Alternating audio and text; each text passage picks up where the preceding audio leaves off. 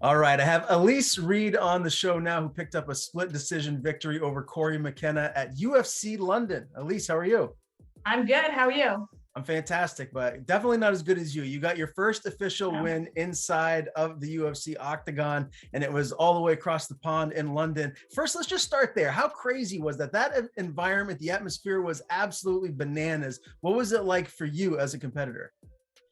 I had been told that I wasn't going to be the favorite or the fanfare the entire time. So I had an idea that I was going to expect a lot of boos and hollers and whatever else. But I absolutely loved it. I mean, I think it was definitely, looking back, a make or break moment, right? When you lose your first debut in a certain way, and then you decide, hey, screw it, we're gonna go to London and enemy territory and do a live. I mean, the audience was the crazy. The fans were crazy. So it was great. I absolutely loved it. I'd do it again tomorrow. Yeah, and so your opponent, Cory, she was from Wales, England. Like, what kind of stuff were you hearing, like walking down to the octagon? Were people like, screaming at you? What was that like?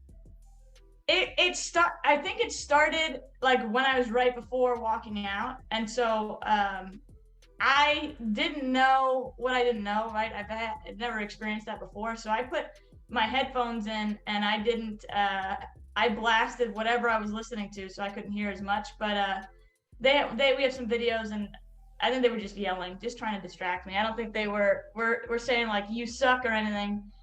Maybe next time I come over there, because I stole it from Cory, but it wasn't too bad. I expected a lot worse. What were you listening to? I always find that fascinating. What fighters get in the zone to? I have no idea. So I can't even remember. I have had like Bang is a really good song. I could listen to that every single time, and I'm not a type of person that likes to listen to songs on repeat. I don't have like my favorite 10. And I always thought previously, if you have to get yourself ready by listening to a certain song, then you're not really ready. So I've never really thought of the song as like a way to frame it. But yeah, I can't even remember. I was hearing shouting. I had blasted music, and then I heard Bang on the outside a little bit. So it was really just meant to block the noise. Sure, I'm sure your adrenaline was just going through the roof, anyways. So a split decision win, closer than I'm sure you would have liked. How Oh, absolutely. confident were you that you were going to get the judge's nod here? I would say not confident. Only because I'm a huge critic. I really wanted to finish. I think I came really close in the second round, and I tried to push a little too much in the third. But being in the UK against a UK fighter, I wasn't expecting to be given anything. Mhm. And so the fact that she, obviously she's a really good wrestler. She's known for her takedowns. The fact that she got one, like like that stuff shouldn't happen. That shouldn't happen. So I was unsure. I knew that I knew she hadn't hit me. I knew I was hitting her with my right hand. I knew I had more damage, more strikes. I felt like I was pressing the pace a little bit more than she was, because I thought she was going to come forward a little bit more. So on paper, I knew that I had done enough to get the win, but just because I was in the UK, I wasn't entirely confident that I was going to take away that. I mean, you obviously look at the first judge, 30-27. It's like, I heard that and I was like, well, this is what you get. You know what I mean? You get some stupid judges when you're in enemy territory. But yeah, I'm always looking for a finish. So the moment I don't get that, I'm a little disappointed. What's your take on open scoring? I know Matt Brown was talking about recently that he really feels like that should be implemented so fighters know where they're at in the fight. Uh, I think so. I mean, I think I saw that tweet, and some fan thought that it would be more exciting to not know, and I can understand both, right? Obviously, as the person fighting, when you're talking about thousands, if not hundreds of thousands of dollars on the line for this 15-minute, 25-minute excursion, um, I'm sure she would have changed her game plan had she thought that she was losing the first round, and made those adjustments. It would have been nice to know that I had 2 rounds going into the third, but I don't know. I'm the type of person where I'm always looking for a finish. I'm never gonna just try to lay on the person or win by points that way. So for me, I don't like to leave it to the judges at all. I think my coach would like to know, and my corners would like to know where we're sitting, but it hasn't happened yet. I don't know if it's ever going to really change in terms of open scoring. Let's dive into this fight, because there's a lot to dissect here. In the first round, you landed a lot of big rights. You were taken down at the end of the first round, and she landed some big shots. Like, how did you feel the first round was scored? Did you feel you took that one, or do you think you were down 0-1 going into 2? I did. I'm very critical when I'm in there. I don't acknowledge all the work that I do, and I over acknowledge all the work that she did. Looking back, I realized that she had me on the ground for maybe 10 to 15 seconds. Like, it wasn't as long as I thought it was, maybe 30 seconds at most. But yeah, she took me down, and I was like, well, I gave it to her a little bit. I need to stand up and keep striking. But I knew the majority of the round wasn't on the ground. So I felt okay. In terms of like winning the fight and losing the fight, I always look to end it. And so going into the second round, I knew I had control. She wasn't surprising me with anything that I didn't know or didn't expect.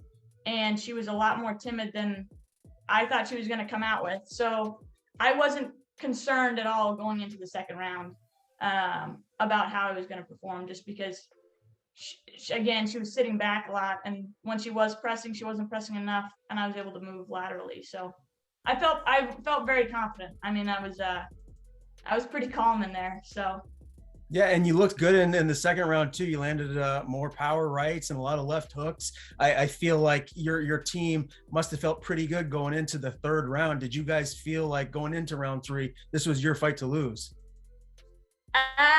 So I would say I probably felt that way. My coach used some explicit words and told me to fucking finish her. So we all have to be very cautious when we're going into something and we're in somebody else's territory and against the favorite. So he was like, you gotta press. She's not doing anything with it. Put more combinations together. And unfortunately, my press, I think I pressed a little too hard and went a little too daring, probably because personally I thought I had the first 2. But yeah, that closing the distance is what even gave any contention in terms of whether she got the third round or not. So I felt pretty confident. I knew that she wasn't going to be able to outstrike me or initiate anything that I hadn't seen.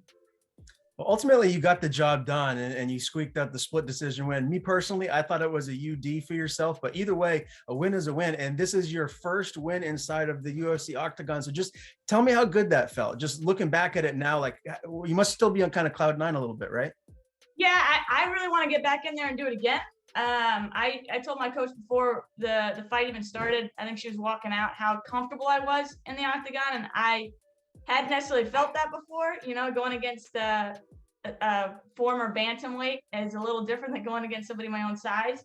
So I felt completely comfortable and really aware in the octagon. But the win was amazing. I mean, that's what everybody dreams of, right? Outside of being a champion and whatever else in the UFC. I think I was a little more animated than I probably would have liked. I think I was like yelling throughout the entire hallway on the way back. And she was right in front of me, and I was like, that's not the best sportsmanship. But no, I was stoked. We celebrated with some beers and watched all the rest of the fights in the nosebleed, so we were good. That's fantastic. And you did mention, you kind of alluded to the Sijara Eubanks fight previously, which was your UFC debut. Obviously, a big size difference there. I talked to you before the fight. Is this just a situation where when you get a short notice opportunity to fight in the UFC, you just take it, even if some of the odds are stacked against you? Yeah, I mean, I think it's dangerous and very risky. I think it's unconventional. There were definitely other opportunities that were a bit safer, like staying in CFFC, having more title defenses, going Contender Series. But we have never been a camp to stray from challenges. And Sijara Eubanks, it was a short notice fight, and we were like, all right, fucking game on, let's go. I'm sure a few years coming, down the line, I'll be like, that probably wasn't the smartest decision that I did. But at right now, there's nobody in 115 that's even going to come close to that stature at all. So if anything, I got the worst fight out of the way, and I'm really excited to keep putting on some shows at the 115. So what is your current contractual status right now? How many fights do you have left on your deal? I have two fights left. I'd like to get them done as quickly as possible. 115 is a good division for me, but I'm not a heavy 115. So I'm like, I could go in a week's notice. And that's our hope, is that we can help the UFC out and fill a short notice fight if they want us there, and then complete the two fights before the end of the year, and hopefully get another one going.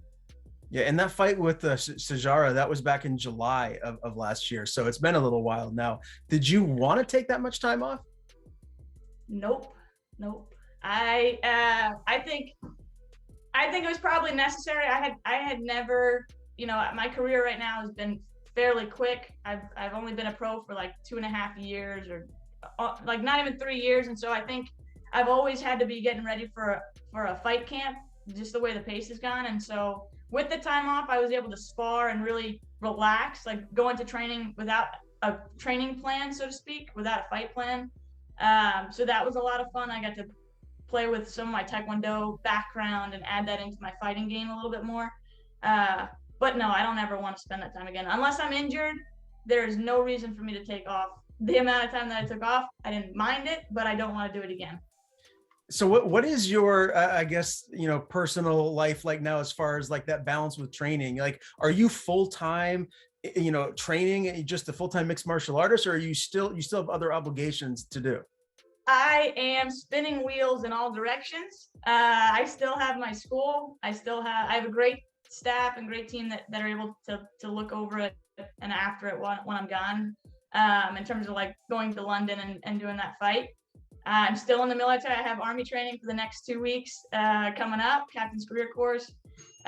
So it's a busy schedule. I'd say majority of my training is happening in the mornings, and then I'm doing teaching or something else in the afternoon. But we're gonna keep running the train until the wheels fall off. At some point, I would love the opportunity to be able to focus just on training. But I also am grateful that it keeps my mind active, engaged. Where I'm the type of personality where if I'm not doing something, I feel like I'm being lazy. And so at least I can do something engaged without running 10 miles a day and putting my body through the ringer. So it's a balance, but it's a busy balance. Well, what do you like to do when you do have some downtime? I mein, it sounds like you're just nonstop 24/7. Do you ever just want to sit back and like watch a movie, or is there anything else that you really like to do? So I do like movies. I think I'm a Marvel superhero type person. Whenever I do have a day or a few hours, say Saturday, tomorrow I'm working. In the afternoon, I'll probably watch a movie and chill out a little bit. But they are somewhat few and far between, especially if I'm going from one thing to the next. But it's like little puzzles and like nerdy crafts that I think I like to get into more than anything. But even that, you have to have a mentality, like you have to be relaxed enough to be able to be engaged with it. So 90% of the time I'm like having a beer and putting together a metal craft while watching a movie. So even then I'm doing multiple things at once. But it's I relax every so often. Okay, fair enough. Have you noticed that your popularity has risen a lot around where you're at now that you've actually secured a win inside of the UFC? Yeah, I mean, listen, I knew that I showed that I had some brass balls or super stupidity for the first fight with Sajara, but now I think taking somebody on and taking a W against somebody that was a rising prospect and possible contender for the UK at strawweight, people have to now look at me a little bit and be like, well, she did have that solid right hand and she did elude, Cory quite a bit. And I've had more interviews this week than I did the fight week of London. So if there's anything, there's some stout that's rising a little bit. Good for you. You definitely deserve it. I couldn't be any happier for you. You did say earlier, Elise, that you want to try and stay as active as possible, get those last 2 fights in, and hopefully negotiate a new contract in the UFC. I have to imagine that's your goal. Is there anyone that you feel like would make sense for your next fight? You don't seem like the calling out type, but is there someone that you'd like to fight? You know, I don't really care. I really want to do good by the UFC. I mean, ultimately they're my employer, and so if I can keep them happy and fill in short notice fight, then I'm content with that. I do know that now I'm somewhat like midway through the rankings in terms of a strawweight division for them, and so I've had a few people come up to me and talk about buys or Cheyenne. So I'd say I'm game either way, whether I fill in a short notice it's a little bit lower or fill in a short notice a little higher. I'm game. I don't like to call people out. I let my work do the talking, and you know, if UFC sees that there's a matchup, then I'm happy to take it. That's why I said I didn't think that you seemed like the calling out type. I was spot on there. Yeah. No, not yet. Listen, we start rising a little quick. I'll definitely call people out on their stuff, but I have some work to put in first. All right. Well, great start here at 115 with the big win over Cory McKenna at UFC London. Elise, it really is always great talking to you. Before I let you go, I want to give you the floor. Tell people where to follow you on social media, and if you have anyone to thank, the floor is yours. Thank you, Ryan. So Kickside Martial Arts. Obviously, I'm on Twitter, Instagram, and I just got banned from TikTok. I put up one post, and they said I'm suspended for a day. So don't follow me there yet. In terms of someone I want to really bring light to is Chow Meals. So it's a veteran-owned organization, really good food, and they're looking to do something with you know, overseas, helping those there as well as wounded warriors. So Chow Meals is my sponsor of the week, and you know, if you like good food, go ahead and check them out.